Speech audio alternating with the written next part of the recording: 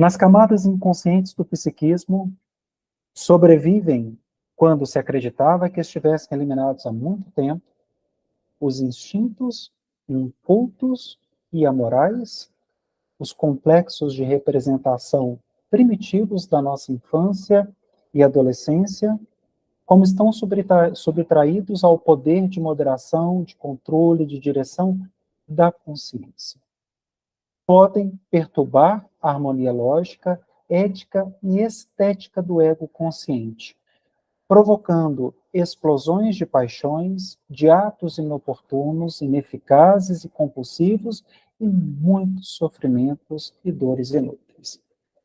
Então, tem uma mensagem muito delicada aqui, e ao mesmo tempo uma mensagem muito valiosa para o nosso entendimento do que representa a importância do conhecimento do inconsciente.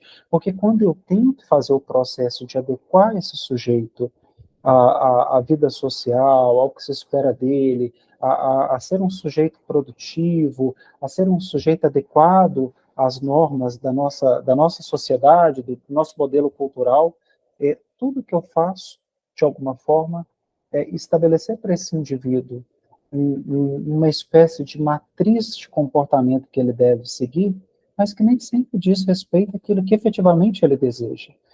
E de alguma forma eu colocaria esse sujeito numa negação daquilo que ele mesmo deseja, dos seus próprios desejos, do seu sentimento, das suas idealizações. Então, eu posso sim ajudar esse sujeito a rever algumas questões comportamentais, mas se esse processo não é internalizado, o que vai acontecer é que essas representações, esses desejos inconscientes, eles vão continuar ali e eles vão emergir em qualquer momento.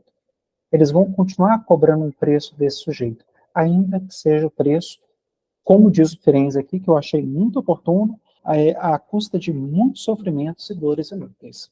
Ou seja, da gente ver um sujeito adoecido, patológico, infeliz, que ele não dá conta desse processo de adequação a uma realidade que lhe é externa, imposta, e não uma realidade que lhe é inerente, própria, interna.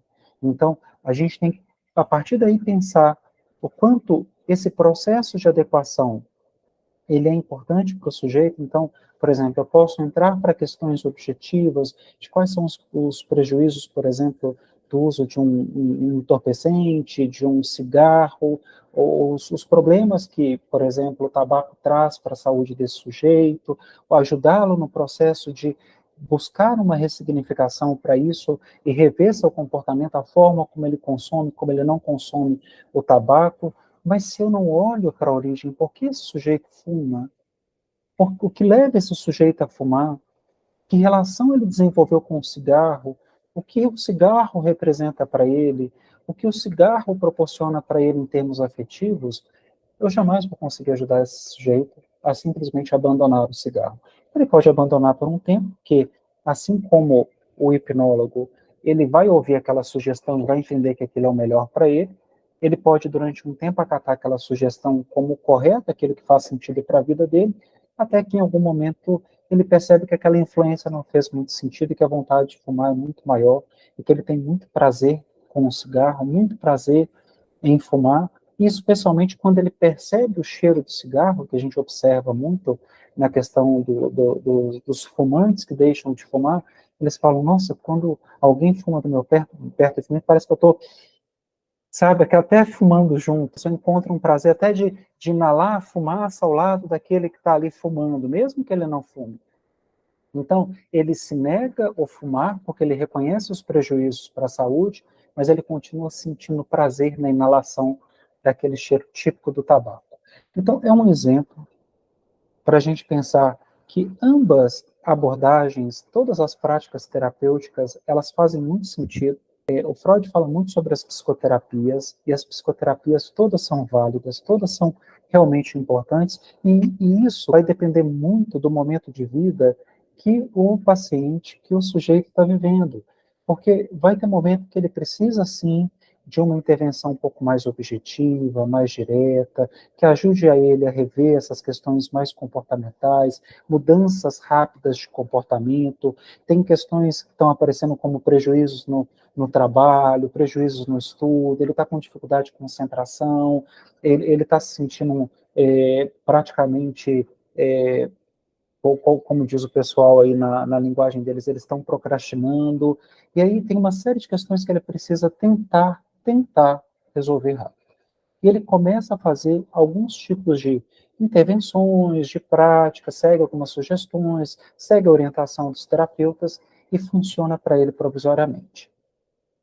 Quando isso vai funcionando, vai trazendo alguns benefícios, ele percebe que aquilo por si só não é suficiente para ele manter esse comportamento, essa mudança de comportamento. E aí, muitas vezes, é um momento que o paciente começa a procurar, por exemplo, o paciente que relata procrastinação, ele começa a procurar, por exemplo, um terapeuta, um psicanalista. Ele fala, eu vou procurar um psicanalista porque eu já tentei outras abordagens, mas eu sinto que eu preciso entender por que eu procrastino. E não parar de procrastinar. Eu preciso entender o que me leva a procrastinar. E não simplesmente falar, não, não vou procrastinar mais. Muitas vezes eles usam essa expressão. Eu segui, me fez bem por um tempo, eu consegui controlar um pouco, mas quando eu assusto, eu já estou fazendo tudo de novo.